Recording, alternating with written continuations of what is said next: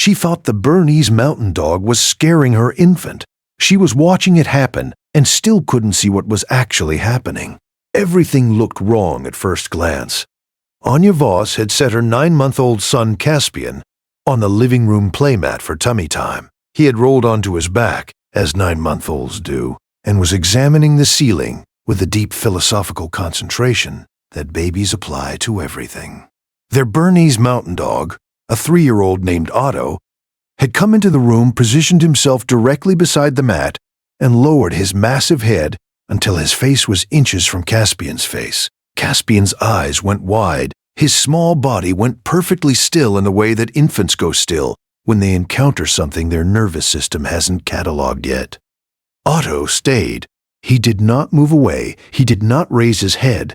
He stayed at Caspian's face level, nose moving in a slow, methodical pattern, across the mouth, along the jaw, back to the mouth. Anya stood in the kitchen doorway with a dish towel in her hand and felt the cold alertness that every parent knows, the one that bypasses reasoning and lands directly in the body. She moved toward them.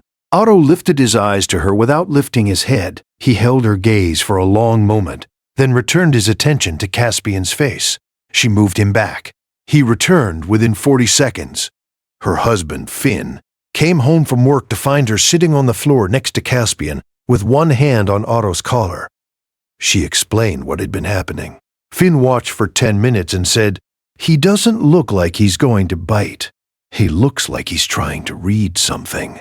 Anya had thought the same thing and dismissed it. She had a 9-month-old on the floor.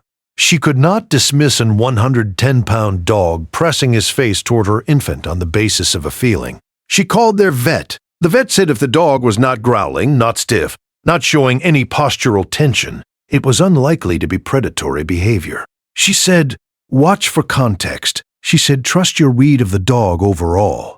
Anya's read of Otto overall was best dog she had ever known. Even-tempered, gentle, utterly reliable. 4 years of nothing but reliability, which made the new behavior more confusing, not less. If you stay for stories about what animals sense before we do, you are exactly where you need to be. Subscribe now. On the 3rd day, Caspian had a fussier than usual morning. He wasn't crying with purpose. It was the thin, unfocused cry of a baby who cannot locate its own discomfort. Anya fed him, changed him, held him, walked him. Nothing resolved it.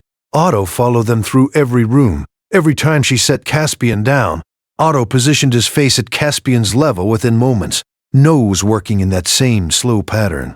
Then Caspian's eyes changed. Anya had been a pediatric nurse for 3 years before Caspian was born. She knew what absence looked like. The eyes open, the consciousness somewhere else, the body in a kind of pause that didn't match any typical infant state. Caspian's gaze drifted upward and stopped tracking. His body went very still. Otto pushed his nose directly against Caspian's cheek and made a sound she had never heard from him. Not a bark, not a whine, something lower and more urgent, a single vocalization aimed directly at her. She picked Caspian up immediately, called Finn, called emergency services, used the clinical language she had learned 3 years of nursing to reach for when emotion would otherwise fill the space. The emergency room pediatrician on duty, Dr. Sun Adeyemi, assessed Caspian within minutes of arrival. The EEG they ran that afternoon confirmed what she had suspected: absence seizures. Brief, hard to detect, presenting as a momentary vacancy in attention with no dramatic physical component. Easy to miss, easy to attribute to normal infant behavior, gazing, spacing out, the unpredictable rhythms of early consciousness. Easy to miss for a human. Has your pet ever done something that stopped you cold? Something that turned out to matter more than you knew? Tell us below.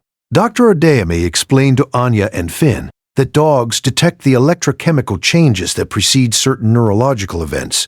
Some research suggests the detection window begins up to 45 minutes before a seizure event. Otto had not been pressing his face toward Caspian out of confusion or overstimulation.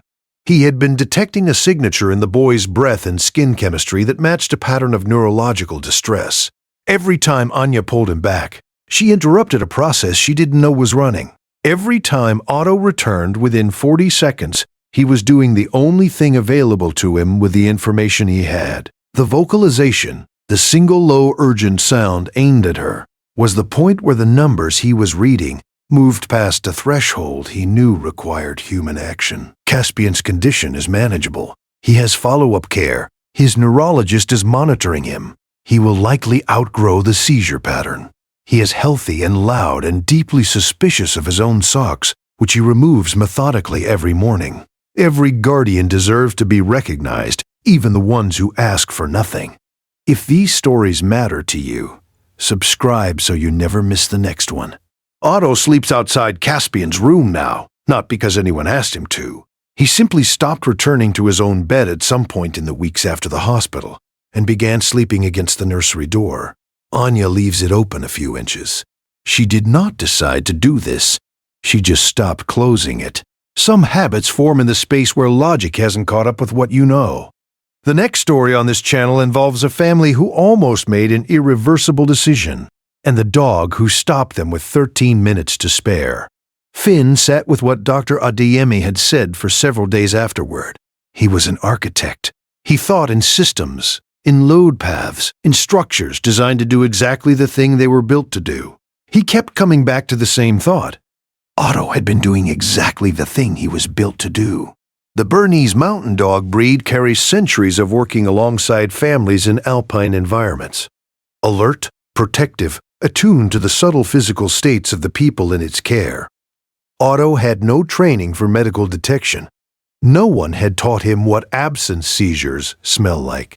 He had learned it through proximity, through attention, through the accumulated information of living beside a child whose chemistry he had been reading since Caspian arrived home.